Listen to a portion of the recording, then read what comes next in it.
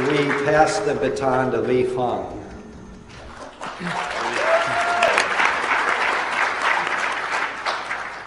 I want to say thank you to the sponsors of this event, and I'm really excited to be on this panel. You know, just kind of to spitball a little bit and think about the media and this election and these movements. You know, first some positive things. You know, Bernie Sanders is really interesting in that he's one of the few, maybe if the only members of Congress right now that when given the opportunity, he will talk about structural problems in the media, corporate ownership of the media, and how the consolidation of media companies is leading to more trivial pundit-based journalism rather than presenting hard news, adversarial news, investigative news. It's much cheaper to have someone come on the television and just give their opinion rather than paying for a 3-month investigation or, you know, really sussing out an issue. So, you know, these kind of business-driven decisions in how news is covered, it's a big crisis in America, but given the symbiotic relationship between people who need to get elected to office, not wanting to piss off the press, most politicians don't talk about this, and it's pretty cool that Bernie has elevated this issue and got people talking about it. That's great. I mean, there are problems, I think, in the way Bernie interacted with the press.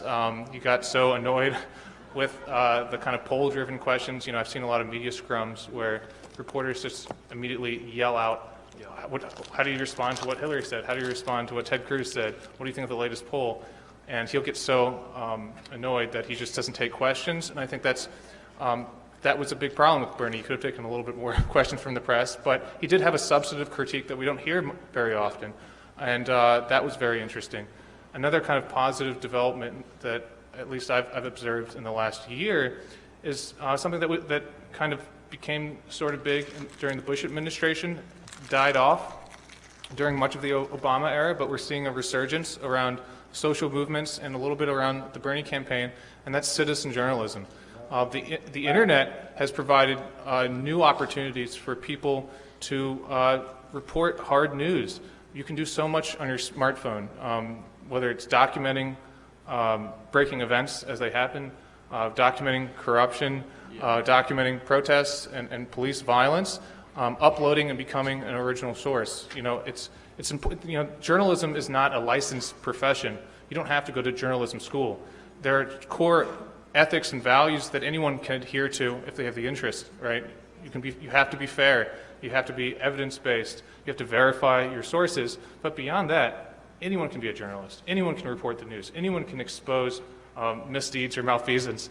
And it's important that people step up as there is this kind of business dynamic where the mainstream media is consolidating. It's firing their investigative reporters. In California, where I live, I mean, there used to be hundreds of people that covered Sacramento. Now it's less than a dozen, you know.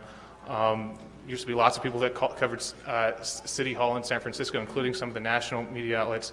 Now it's 1 or 2 that cover it on a daily basis. I mean, it's an absolute crisis. And you know, in that gap, citizens can step up and cover pressing issues. And you know, I'll keep this brief. I'd like to get to questions, but you know, this election season has also brought up just the kind of media challenges that we face. I cover money and politics, and too often people look at that through the narrow lens of campaign contributions. That's obviously important. Giving money to a super PAC or to a candidate is one way that wealthy individuals or special interests influence policymaking. But of course, for many companies, that's actually a small percentage of their lobbying or public affairs budget. A much higher percentage goes to manipulating the media that we see, whether that's paying public relations firms to shape the way we receive news. I think a recent study showed that there are now, for every 1 journalist, there are 5 people working in PR. They also just directly pay off pundits and bloggers. We did a story a while back showing that a liberal blogger kind of attacking net neutrality, this, you know, this telecom issue, was being paid directly by Verizon's lobbying firm, told to do this. And this is not actually remarkable. This happens all the time. It's just hard to catch, you know. And for a lot of the pundits that go on television, we had this really interesting discussion. Now socialism is an acceptable term and people are talking about single payer, but the pundits who go on television and are asked to discuss single payer, these aren't health policy experts. These aren't people who have gone to countries where these policies have been successfully adopted or have done well. These are just kind of random consultants, many of them actually working for the healthcare industries and are being secretly paid. It's incredibly common, or, and it's not all kind of conflict of interest based. It's also, again, back to this kind of constraint where it's just much easier for these news outlets to have someone and say, well, this is an interesting idea, but rather than explaining how it would work or how it might affect normal people, the topic immediately swerves to what are the poll numbers? Someone called this communist. Isn't that interesting? Let's move on. There isn't the kind of deep discussion that is really required for people to understand what are their options. Would some policies work better than others? This type of discourse that could be very helpful and serve the public interest. I actually want to just kind of stop it there because I want to move on to the other great panelists. Lee Fang.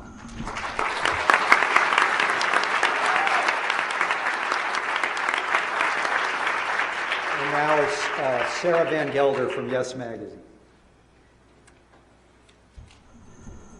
Thank you, Jeff, and I'm honored to be on this panel with these extraordinary journalists and thinkers. And thank you also to the Nurses Union, who are just doing such an amazing job of hosting us here.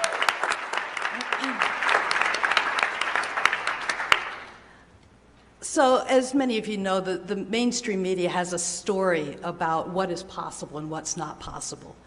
Their story from the outset was that Bernie Sanders was not going to be elected. And that story persisted throughout his campaign, and we saw many versions of that as Jeff laid out.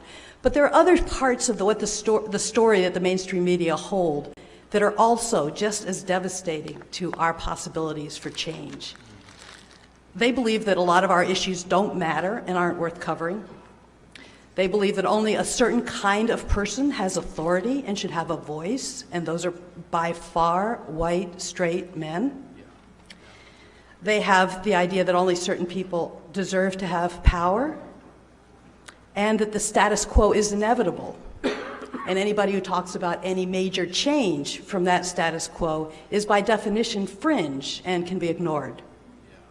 Those things are all if we sat at these tables now, we could talk about we could deconstruct a lot of the other stories that the mainstream or the corporate media hold us back. But those stories need to be challenged, and they need to be challenged persistently, and that's one of the things that is so important about the development of citizen journalism, because so many of the citizen journalists aren't going along with that storyline. So I want to deconstruct this just a little bit and talk about some of the aspects of the story that we've been told that have held us back, and some of the ways that we can challenge that. One is to get real about what time it is in human history, okay? So the media has ignored what our actual circumstances are because they believe that everybody, or they seem to believe that everybody is kind of wealthy and powerful or is about to become so. So they somehow didn't get that there was this enormous discontent that showed up in both the Bernie constituency and in the Trump constituency.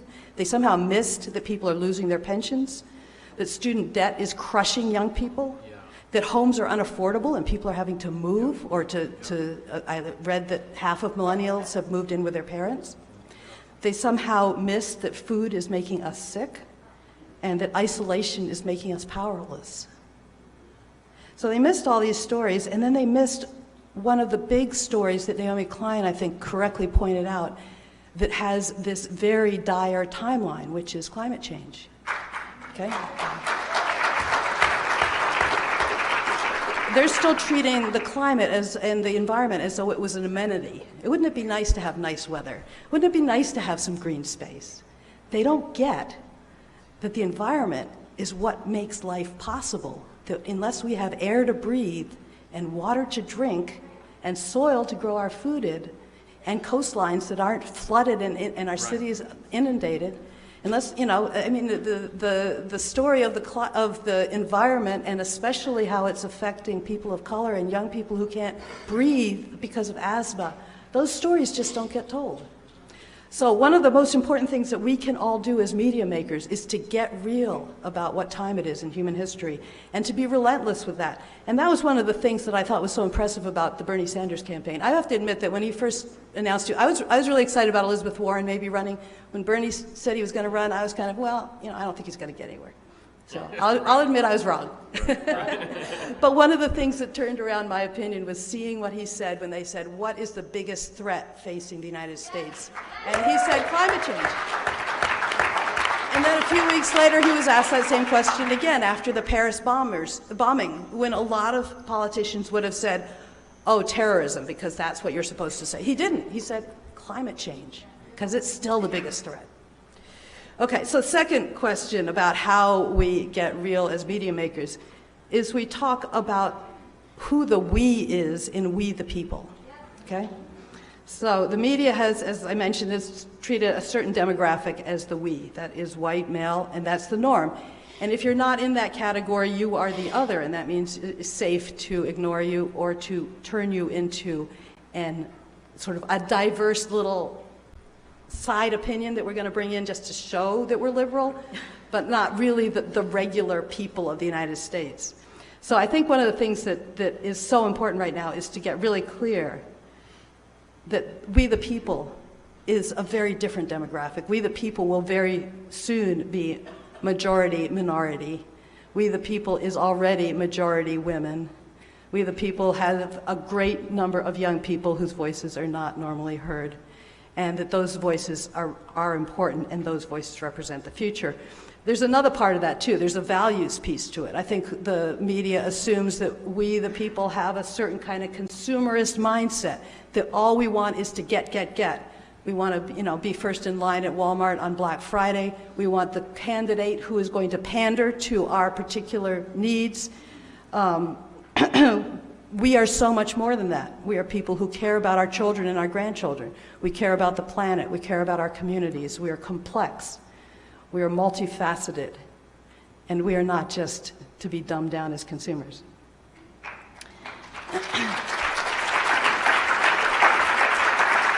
And then another part of that we the people question is this whole tendency to do mansplaining, you know, to try to tell us how things really are. And how things really are is not only that it comes from a certain demographic, it also comes from a cultural mindset that came from European 20th century, 19th century philosophy and ways of thinking about the world. And in that I include, you know, communism and capitalism and socialism, because those are all mindsets that were interesting in their time, but are only partial. Okay? If you spend any time, I happen to live on a Native American reservation. I lived there for 15 years, and I've spent a lot of time listening to my neighbors and my brothers and sisters. And so I've come to understand a lot of things that just don't even fit into that mindset.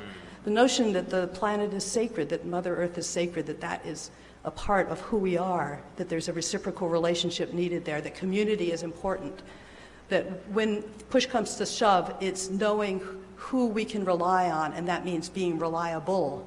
That is what makes us able to get through. I was in a roundtable last week with the mayor of Newark, New Jersey, Ross Baraka, and one of the comments that one of the panelists made was, you know, these 20th century white European mindsets are really not us. We came up with the notion of collectivism, that we took care of one another. So from many, many different traditions, there are other ideas that are absolutely essential to our future, and those completely get ignored by the mainstream media. Third area is to recognize where real leadership is coming from. Who are the protagonists? And here, even the progressive media, I think, often gets it wrong. They often assume that the people in the communities, the people who are being victimized by various different kinds of oppression, are victims only and not protagonists of their own future. But there's extraordinary leadership coming from the bottom up, coming from grassroots communities all over the country. I just spent 4.5 months going 12,000 miles around the country, going to all sorts of places that are normally ignored, Rust Belt cities, Indian reservations, Appalachia. And every place I went, I found people who are creating the foundations for the future that they want. And in almost all cases, their stories are not being told. So I think that's another place where the mainstream media gets it wrong, but also the progressive media often ignores the real leadership that is coming up from those communities, because the progressive media gets stuck in a victim's narrative that doesn't take seriously the strength and power of people against groups. So I think we need to realize that people are getting stuff done, that story needs to be reflected back, because when people see that people are getting stuff done, they realize that they can do the same thing. I want to tell you a quick story from the reservation where I live. I wound up doing some activism there, got very close to a native elder by the name of Ted George, and at one point we were trying to figure out what we were going to do next as an organization, and he said something that has always really struck me. He said, you know, people are always telling us how broken our community is. And we don't need to hear that anymore. We know how broken our community is. What we need to do is to lift up the people who are strengthening us and people who are bringing us together. And that became a core philosophy of the work that we did on this reservation that wound up getting the land where Chief Seattle lives returned to the tribe. So it does work.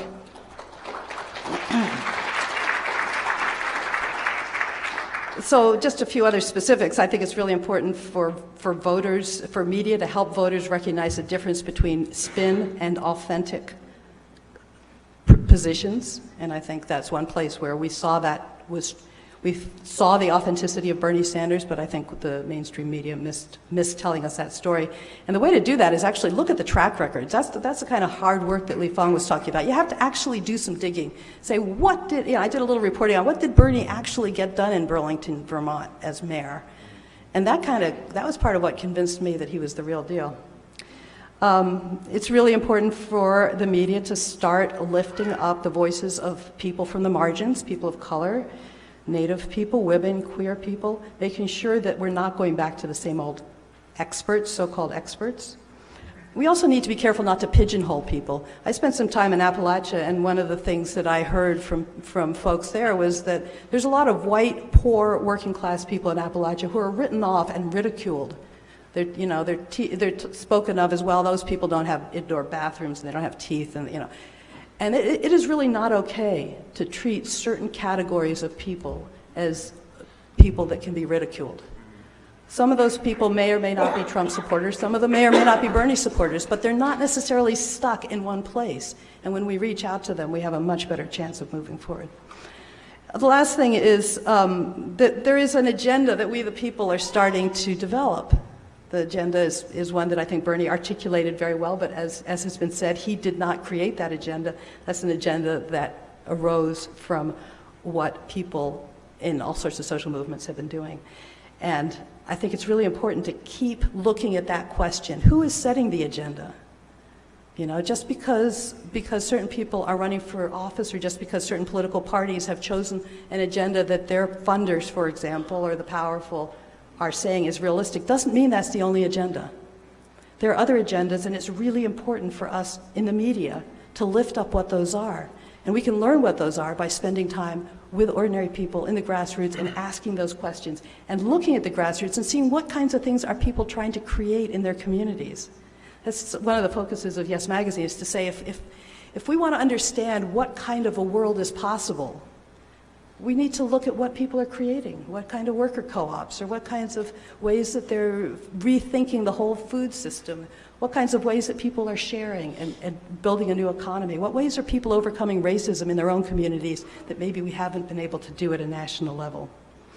We need to be looking at healing, because so many people have gone through tremendous trauma. Certainly racism is, and the legacy of racism is traumatic. The people who've been part of war are traumatized, people who have been victims of sexual assault. So we need to look at healing as a really essential part of what it's going to take to move to the next level and create spaces for that.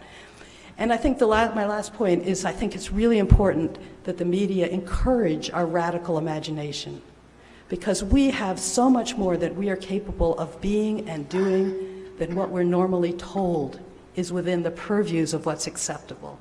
We have so much more latitude to create a better world, to do that in a very pragmatic, practical way in our communities, but to do the work that we need to do to create societies that are inclusive, that are ecologically sustainable, where everybody matters, where all voices count.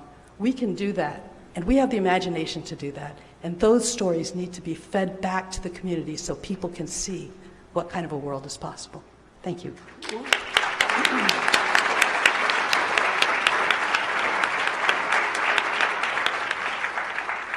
How many people have come across Yes Magazine or Yes Magazine website or articles? All right.